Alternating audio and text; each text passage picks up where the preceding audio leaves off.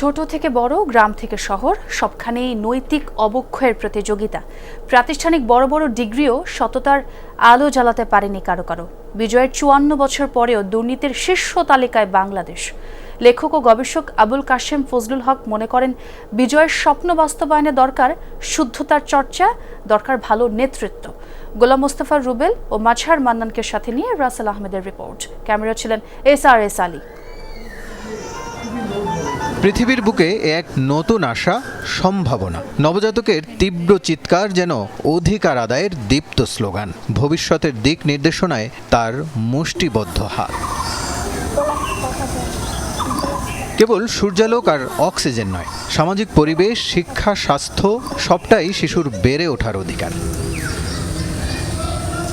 জীবনের প্রথম পরিচয় আসে জন্ম নিবন্ধনের পাতায়, অথচ সেখানেই ভুলের বীজ বোনা। কখনো লোভে, কখনো প্রয়োজনে বদলে যায় জন্মের তারিখ। বেশিরভাগেরই প্রকৃত জন্ম তারিখ আর সনদের তারিখ ভিন্ন। এই ইউনিয়ন পরিষদও দেশের সেই পরিচিত চিত্রের বাইরে নয়। এখানে এইটা চেঞ্জ করা হয়েছে, এই জন্ম তারিখটাও চেঞ্জ করা হয়েছে। বলে যে ভর্তি করাবো, এইটুকার জন্য হচ্ছিল স্কুলে নিতেছে না, স্যাররা বলছে যে এই দিন এই তারিখটাই লাগবে, তাহলে সেক্ষেত্রে হলে আমাদের এরকম একটু দিতে হবে, না দিলে হবে না। পরিবার ও সমাজ শিশুর প্রাথমিক বিকাশের কেন্দ্রবিন্দু, যেখানে শেখে মূল্যবোধ ও নৈতিকতা সহ জীবনের অপরিহার্য অধ্যায়। অথচ স্বার্থপরতা, দুর্নীতি আর অনিয়মের নেতিবাচক প্রবণতা ক্রমেই দুর্বল করেছে কাঠামো। সামনে চলার সরল পথটিও কখনো কখনো আধারে ঢেকে যায় সামাজিক অবহেলায়। আব্দুল্লাহ, এদিকে আয়, মুখে একটা সিগারেট এনে দিত। সাধারণত বাজারে পাওয়া গরুর দুধ আসে দূর দূরান্তের চর থেকে। পদ্মাপাড়ের এই এলাকা বেশ বিখ্যাত। গোয়ালের উপর ভরসা করেই বাজার থেকে তা কিনছে মানুষ।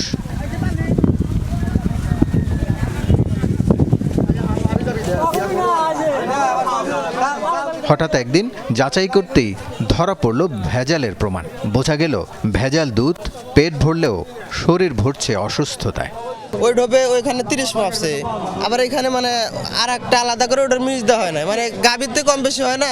ডিফারেন্স হতে পারে, আপনি 26, 27 বা 25ও হবে, কিন্তু এত ডিফারেন্স তো হওয়ার না। এটা আছে 18 এবং 20, এটা পুরাটাই ভেজাল আমরা হিসেবে ধরতে পারি। 50% দুধের সাথে 50% পানি দেয় এবং ওটা কালার ঠিক রাখার জন্য চক পাউডার ব্যবহার করে এবং এটার আপেক্ষিক ঘনত্ব ঠিক রাখার জন্য চিনি ব্যবহার করে। সবাইকে যার মানুষ করার কথা ঘুণে ধরেছে সেখানেও। কাগজে কলমে এই সরকারি প্রাথমিক বিদ্যালয়ের শিক্ষক 6 জন, কিন্তু ক্লাস নেন 5 জন। আরেকজন কবে শিক্ষার্থীদের সাক্ষাৎ দিয়েছেন মনে করা দায়। অবশ্য তাতে ওই শিক্ষকের বেতন আটকে থাকেনি।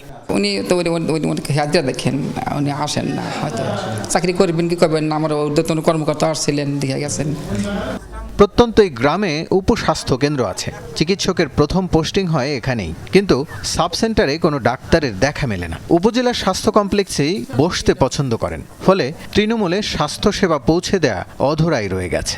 তার উপর কারো কারো অহেতুক টেস্ট ও বিক্রি হয়ে যাওয়া বাণিজ্যিক আচরণ তো আছেই। নৈতিকতা যেন ব্যাকরণের শব্দ প্রয়োগের জন্য নয়। সাধারণ চিকিৎসার জন্য ডাক্তার আসে না, আর একবারে বন্ধ। গ্রামে তো অনেক অসহায় বিধবা মহিলা আছে, তাদের চিকিৎসা করার মতো কোনো ব্যবস্থা নাই। আবার এই জায়গাটা ভাঙিয়ে অনেকটা নামি গেছে, তো বেতার জন্য থাকবে না, গরিব মানুষ ওষুধও কিনতে পারি না। ওইখানে হয়তো সপ্তাহে 1 দিন বা 2 দিন যান, আর বাকিটা সময় এখানেই করেন আসলে। কারণ এখন আসলে আমাদের একটু মানে ডক্টর সংকট চলতেছে। এখন আপাতত মনে হয় আমাদের সবাই মেডিকেল মানে উপজেলা হেলথ কমপ্লেক্সেই পোস্টেড, যে কয়েকজন আমরা আছি। দেশি বিদেশি বিশ্ববিদ্যালয়ে বড় বড় ডিগ্রি নিয়েও সৎ হতে পারেনি কেউ কেউ। দুদকে মামলা চলছে সাবেক মন্ত্রিপরিষদ সচিব, পুলিশ কর্মকর্তা সহ প্রথম শ্রেণীর মেধাবী কর্মকর্তাদের বিরুদ্ধে। কলমের খোঁচায় 9-6 করার সৃজনশীল বিদ্যা ভালোই রপ্ত করেছেন কেউ কেউ। আমাদের অভাব আছে, কিন্তু আমাদের অভাব একান্ত বিপর্যস্ত করার মতো নয়। গত 30-40 বছর ধরে খেয়ে বাঁচার মতো উৎপাদন গোটা পৃথিবীতে হচ্ছে। জাস্টিসের প্রশ্ন আছে, একটা ন্যায় অন্যায়, সেইটা বিবেচনা করা হয়নি। তার ফলে যাদেরকে বলা হয় ভেস্টেড ইন্টারেস্ট, অর্থাৎ কায়েমি স্বার্থবাদী, তাদের কর্তৃত্ব এবং নেতৃত্বে আমরা চলছি। ঘুণে ধরা সমাজেও ব্যতিক্রম আছে, এখনও যারা নিজের বিবেককে বিসর্জন দেননি। লোভ এবং নানান সুবিধার আশায় নৈতিকতাকে বর্জন করেননি। নিজের পাশাপাশি ভাবেন পরিবার এবং সমাজ তথা রাষ্ট্র সম্পর্কেও। বিভিন্ন শ্রেণী পেশার সেই সব মানুষের কারণেই হয়তো এখনও এগিয়ে যাচ্ছে বাংলাদেশ।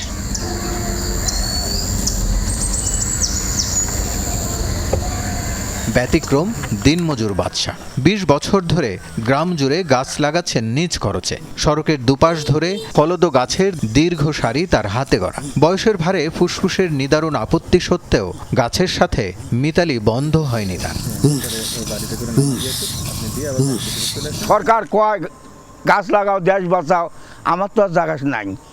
আমি এই ফাঁকা জায়গাগুলো তো পূরণ করে গেতেছি। ওর ভেতরে খাই, ওর ভেতরে নার্সারিওয়ালা ক্যাশ দেই, এতে আল্লাহ চালায়।